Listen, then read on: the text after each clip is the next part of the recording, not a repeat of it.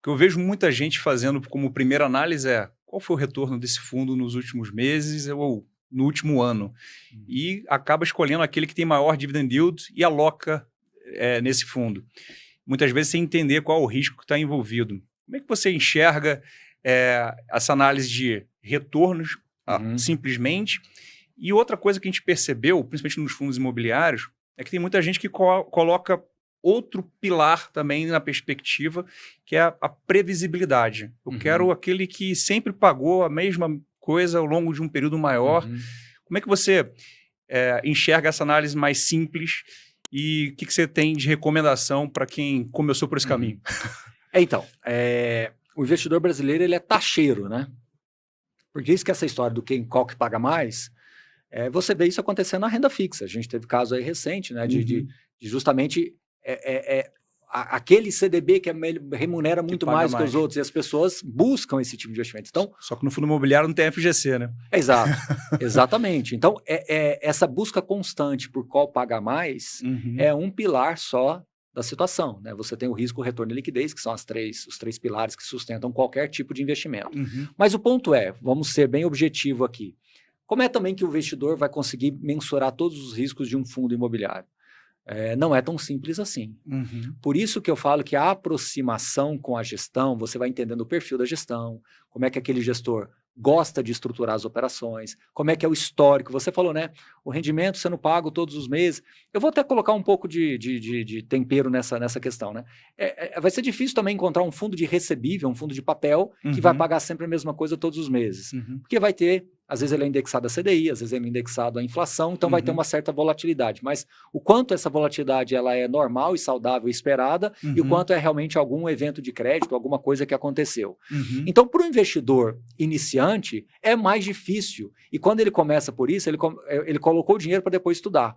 E aí o que acontece? Dificilmente esse investidor vai assumir que foi uma falha de análise inicial ou que ele estava desalinhado do ponto de vista de expectativa, de premissas e por aí vai.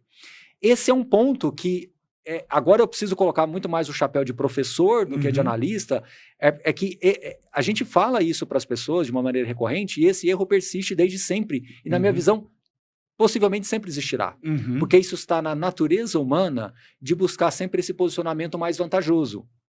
E às vezes um posicionamento mais conservador, um posicionamento mais maduro, mais sereno, né? Ele é raro de ter já implícito isso dentro dos investidores. Às vezes ele tem que passar por um ciclo de erros e de alocações equivocadas para depois ele fazer a tarefa de casa e voltar. Não raro nós vamos encontrar exemplos desse. Nós vamos encontrar várias pessoas que investiram ou só pelo dividendo e tomaram um risco maior do que deveria, aí acontece alguma coisa, aí ele volta para a prancheta, aí sim ele vai estudar, e aí sim ele vai entender, falar assim, agora eu entendi, aí ele chama esse erro de custo de aprendizado. Se a gente trouxer aqui 10 investidores, talvez 9, para não dizer 10, vão ter tido experiências como essas no passado. E até aí tudo bem. Eu só acho que não custa nada o investidor, pelo menos, ter um pouco de disciplina, de ter algum estudo inicial. Por quê? Porque um fundo imobiliário, como você falou, é um produto estruturado, não tem um fundo garantidor de crédito, ele é negociado na bolsa, ele tem uma mecânica diferente, ele não é o taxeiro que você liga para o gerente e fala quanto é que está pagando essa LCI. Essa daqui está pagando um pouquinho mais, então eu quero aquela. Não, essa aqui tem um vencimento de 1 ano depois, então paga um pouquinho mais, eu quero essa. Essa negociação de taxa e vencimento é uma coisa que está implícita no investidor brasileiro médio. Se você conversar com os investidores milionários, grandes, investidores de todos os portes, de diversos bancos, inclusive privates, essa é uma conversa recorrente. Se a gente trouxer aqui agora um private banker para falar, ele vai falar que o cliente dele vendeu uma fazenda e entrou um recurso milionário e ele está negociando uma taxa. É normal isso, não estou dizendo que está errado. Só que quando você vai para um fundo imobiliário, não é esse tipo de negociação que se faz. É um outro tipo de análise, ela é muito mais 360, né? Ela tem que ponderar outras coisas. E o investidor que está começando, se ele não tiver essa experiência de entender quem está cuidando do dinheiro dele e fizer uma análise minimamente diligente, ele pode estar se expondo a riscos que talvez nem ele saiba. E aí é onde as coisas começam a se desnivelar do ponto de vista de expectativa. E como eu falei, fundo imobiliário é um produto muito engajado na internet, a internet somatiza tudo isso. Sem dúvida. Sem dúvida. E isso aí vai para o preço. Isso aí impacta o psicológico do investidor, o comportamento do investidor. Esse psicológico, ele gera uma volatilidade muito grande. Sim. Então, às vezes, você tem cotas que ficam muito baratas e podem surgir como uma oportunidade de investimento. Mas, às vezes, tem um motivo para ela estar barata. Como é que você acha que pode ser a análise do investidor para aqui eu tenho uma oportunidade ou aqui existe um risco efetivo que o mercado precificou de forma adequada? Legal. Voltamos no entendimento do investidor, né? Então, assim, vamos perguntar para 2.800.000 investidores, quantos deles abrem recorrentemente um relatório gerencial? Eu gostaria de ter números como esse, mas eu suspeito que eu ficaria talvez um pouquinho preocupado e decepcionado. Você sabe por que eu digo isso? Porque às vezes você tem um cliente que chegou até uma research. Eu acho que, veja, um cliente que já chegou até uma research, possivelmente esse cliente já se interessou muito por esse investimento. E não raro encontramos clientes já dentro de uma base da research que não acompanha aquilo que já está lá, já, vamos chamar assim, destrinchado, mastigado, resumido, objetivamente na palma da mão dele lá no celular. Às vezes essa resposta está dentro do relatório gerencial. Às vezes está dentro do relatório gerencial, mas às vezes o relatório gerencial tem 15, 20 páginas, a gente já transformou isso em meia dúzia de parágrafos e nem assim ele foi capaz de ler. Então, qual é o problema, Arthur? O problema é que talvez seja utópico o que eu vou dizer. Talvez eu esteja aqui sendo até, eu diria, idealista, infantil de pensar que todos os investidores vão investir com total pleno nível de consciência. Mas, por outro lado, é o meu dever, é o meu trabalho, é a minha vontade interna, e essa vontade ela não é de fora para dentro, ela é de dentro para fora, de tentar fazer aquilo que tiver ao meu alcance, para que se eu conseguir ir, mesmo que devagarinho, modificando a forma das pessoas investirem, tendo um pouquinho mais de cuidado, mesmo sabendo que com todos os cuidados, com todas as diligências, ainda o erro vai ser natural, mas que pelo menos a gente consiga dar uma qualidade de vida para esse investidor. Eu falo que o nosso trabalho, ele é realmente um trabalho que envolve um certo idealismo, por que não dizer, né? Mas eu não queria colocar dessa forma, eu queria colocar num sentido assim de, onde você entende que o trabalho profissional, ele tem um propósito pessoal também, de querer transformar de alguma forma a vida das pessoas. Eu acho que seja lá quem estiver nos ouvindo, que estiver trabalhando em qualquer área, né? Eu vou dar um exemplo pessoal, eu acho que vale aqui, como é um podcast, vale dar um exemplo pessoal. O meu menino tem muita dificuldade o meu mais novo, ele tem muita dificuldade para tirar sangue, né? Então, na hora de tirar sangue, realmente é sofrível, dói na gente, dói na gente. E eu tive uma experiência com um rapaz que a gente foi tirar sangue, não conseguimos tirar sangue, porque ficou muito nervoso mesmo, a gente teve que recuar. Aí a médica insistiu, falou assim, olha, precisa. A gente voltou, conseguimos tirar um pouco de sangue, mas não conseguimos tirar todos os tubos. Depois tivemos que fazer uma recoleta. Enfim, só para você ter ideia dessa saga. Mas se você vê o carinho que o rapaz, o atendente teve com ele, eu falo que isso transcende a profissão dele. Porque ele colocou a profissão, mas ele também colocou um propósito ali de ajudar. Então, aquilo ali a gente sentiu, tanto eu quanto ele, que somos, ele também é pai, e quando a gente conseguiu a última, que foi agora essa semana, o meu filho assim, muito mais tranquilo, conseguimos ali, né, vencemos aquele medo, e o profissional, né, numa felicidade incrível. Então, isso eu acho muito fantástico, porque ele transbordou a profissão dele e foi para o propósito.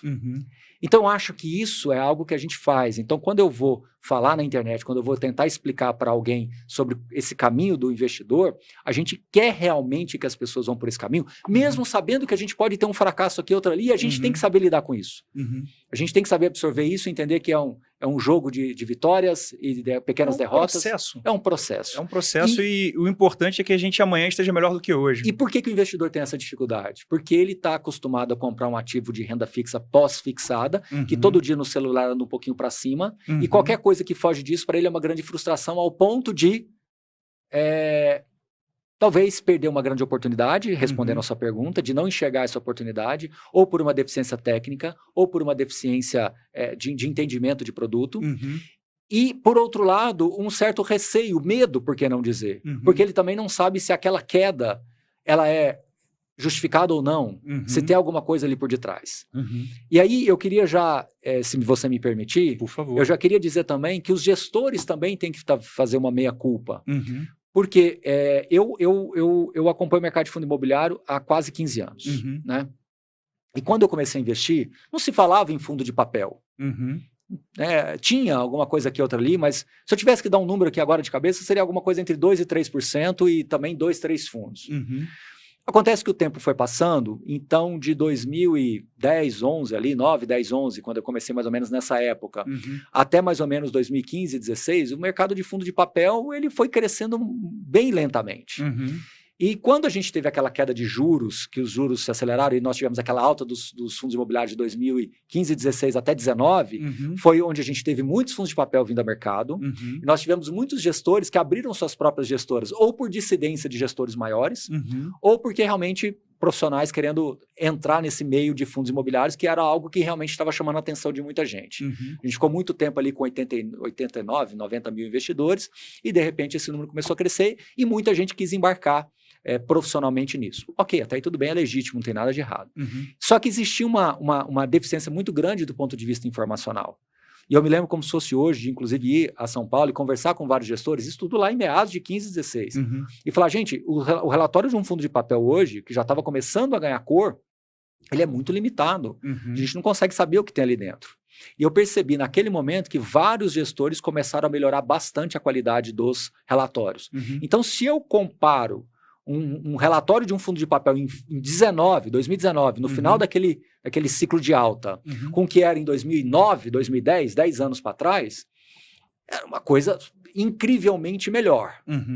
Porém, se eu pegar de 2019 para cá, ou seja, 5, 6 anos depois, a evolução já não aconteceu tanto assim. Então, os gestores também precisam entender que essa nova fase dos fundos de papel, muito mais populares, representando praticamente 40% do IFIX, eles também precisam dar mais informação. E Baroni, como é que você acha, aí já pegando uma consultoria aqui, que os gestores deveriam melhorar a sua comunicação? Sim. Não só no relatório, mas como você bem mencionou, o brasileiro não gosta de ler. Então, vê aquele relatório de 15 páginas, já guarda para o final de semana e vira o final de semana seguinte e ele não abre no mês. Talvez tenha outras maneiras de a gente conseguir comunicar ao mercado, e você é especialista na nova forma de se comunicar. Como é que você acha que o gestor pode se sofisticar de tal maneira a trazer essa informação de uma forma mais fluida para o mercado? Legal a sua pergunta. Se eu pudesse atuar diretamente nisso, eu posso sugerir, eu posso fazer o que eu estou fazendo aqui, mas eu não posso ir lá e atuar porque eu não trabalho na gestão diretamente. Mas tem gente que está te escutando. Mas tem gente que está escutando. Quais são os elementos que envolvem? Né? Você tem o administrador, você tem a securitizadora, você tem o gestor, você tem a servicer, você tem o agente fiduciário, você tem vários agentes de mercado aí que o gestor, que o investidor não está tendo muita ciência do que está acontecendo. Quando eu pego um relatório de um fundo hoje gerencial, de um fundo de papel, ele tem lá quais são as operações, ele tem uma taxa, ele tem um vencimento, ele tem um código, que eu posso entrar e aí sim eu vou ter um monte de informação ali. Ele tem a taxa média ponderada, ele tem algumas questões ali do que é o lastro, tudo bem. Mas o CRI, você sabe disso melhor do que ninguém, é um organismo vivo. Então, qual que seria, na minha visão? É um relatório. Primeiro, são dois caminhos. Primeiro, um relatório mais dinâmico, onde o cotista, o investidor daquele fundo, ele consegue entrar no site da gestora ou em algum lugar que você indicar que seja um BI, né? Onde eu vejo quais CRIs pagaram, quais daqueles que estão desenquadrados, quais aqueles que estão usando o fundo de reserva, quais que estão em carência. Então, esse é um ponto que hoje falta, e às vezes o gestor ele vem com uma comunicação que na minha visão não cola muito. Eu entendo o que ele quer dizer, mas não cola muito, que é aquela assim, eu não posso ficar falando tudo, porque se eu ficar falando tudo, as pessoas vão criar um pânico no mercado e achar que tudo está dando problema. Não, isso não é errado, eu entendo esse medo, mas a informação sendo passada de maneira serena, objetiva, com uma régua alta, ele puxa o mercado. Ele puxa o mercado. Então, se sofistica ao o longo do mercado se tempo. sofistica. E aí, ao contrário, esse fundo que supostamente ficaria mais arriscado, porque está tendo um monte de coisa acontecendo, ele vira exemplo para os outros. E aí entra o meu trabalho, depois que você fizer, eu te chamar para uma live, mostrar, olha só o que o Arthur fez, olha que bacana. Aí os outros vão falar assim, opa, tá lá com o Baroni fazendo live, mostrando a ferramenta, deixa eu fazer uma também. Então, acho que esse é o primeiro ponto que eu acho que falta, que é uma geração nova dos fundos de papel, onde eu consigo ver que aquilo ali é um organismo vivo. Quanto dos seus 50 CRIs estão adimplentes e inadimplentes ali no mês a mês? Quantos que pagaram em atraso? Quantos que estão usando o fundo de reserva? Quantos por cento de aquele que tem obra? Quantas tranches faltam? Quantas que você desembolsou aqui? Estourou o custo de obra? Sim ou não? É quase que um flag. Se estourou, sim. Como é que desenquadrou? Qual ficou a razão de garantia daquilo ali depois do desenquadramento? Essas informações... Se você virar para mim e falar assim, Baroni, mas essas informações existem. Pode até existir. Mas se para um analista profissional é muito difícil chegar, quiçá para o investidor que você me perguntou agora há pouco, no começo do nosso papo. Então, esse é um ponto. Baroni, eu gostei do que você falou, mas eu acho talvez que seja um pouco difícil. Por causa disso, talvez pensando um pouquinho mais na frente eu posso tentar. Mas existe um outro que é possível, que é um relatório que seja trimestral, de acompanhamento, né, de riscos, onde você fala tudo isso que eu acabei de te falar e você consolida isso num relatório, num PDF que você sobe para o mercado e explica melhor, né? E aí eu preciso dizer que alguns gestores até melhoraram essa minha segunda ideia. Eles criaram um rating próprio e faz uma atualização recorrente do rating. Então, quando tem alguma alteração de rating, ele faz uma revisão e coloca por que revisou. Olha, este CRI foi revisado saindo de A para B, reduziu ali a nota de crédito, porque estourou o fundo da obra, e o custo da obra estourou, e a gente teve que usar mais, tivemos que reenquadrar a operação, tivemos que alongar, tivemos que fazer alguma coisa. Eu acho que eles falam até discretamente, poderia explicar melhor. Então, eu acho que isso é o que falta para responder as suas perguntas anteriores de como é que o investidor vai enxergar se é risco ou oportunidade. Então, por isso que eu acho que hoje os fundos de papel estão perdendo market share. Eles estão, alguns, muito mais depreciados do que deveriam, porque o mercado está colocando um prêmio de risco, porque essa régua de monitoramento, ela ficou parada no tempo. Se você pegar hoje um fundo de tijolo, ele tem tido mais informação, os gestores estão mais dispostos a trazer mais informações. Em contrapartida, nos fundos de papel, na minha visão, eles poderiam melhorar bastante. Eu acho que o fundo de tijolo tem um benefício que o imóvel, como o nome já diz, está estático. Né? Então, coisa tem menos volatilidade, menos novidade no dia a dia do que no fundo de papel. Mas essa dúvida sobre quanto é a informação necessária é uma dúvida pertinente. Usando uma analogia como você usou do seu filho, pegando aí no ambiente de medicina, é como você chegar no médico, tô com febre, e ele sabe que você pode estar com uma virose ou pode estar com uma determinada doença terminal que você vai ficar 10 dias vivo. E se ele te explicar tudo o que pode acontecer, você talvez entre em pânico ali e a forma de se colocar é uma coisa que o mercado tem que aperfeiçoar. Tipo, calma, faz esse exame, deixa eu entender, e depois que eu tiver a leitura efetivamente do que você tem, eu vou encaminhando isso e usando outra forma. Tem um pouco de profecia autorrealizável. Eu tenho um empreendimento, por exemplo, vertical. Eu tenho um atraso de obra, um aumento de custo dele. Se eu crio um alarmismo, e aquele empreendimento vertical todo mundo conhece, sabe qual é, tem um nome lá certinho, eventualmente piora as vendas. E aí eu posso, calma aí, eu criei um problema que até então não existia. Era um atraso de obra, porque choveu. Está em Goiânia hoje, aqui está chovendo. Raro, mas está chovendo bastante. Brasília ontem chovendo bastante também. Então, eu tive um evento climático pouco típico que atrasou um pouco as obras, está tudo em ordem, mas essa informação muitas vezes pode ser lida de uma maneira controversa. Mas é uma bela discussão para a gente ir aperfeiçoando e com certeza eu acho que tem mais informação que a gente pode passar e como passar é algo... Eu falo que você não precisa sair de 0 a 100. Isso que você está falando, né? Eu concordo com o que você está dizendo, mas você está pegando de 0 a 100. Então, se você vai granulando isso e entregando pílulas e testando e adicionando, já é alguma coisa. O que não pode é ficar estático, como a gente tem visto bastante.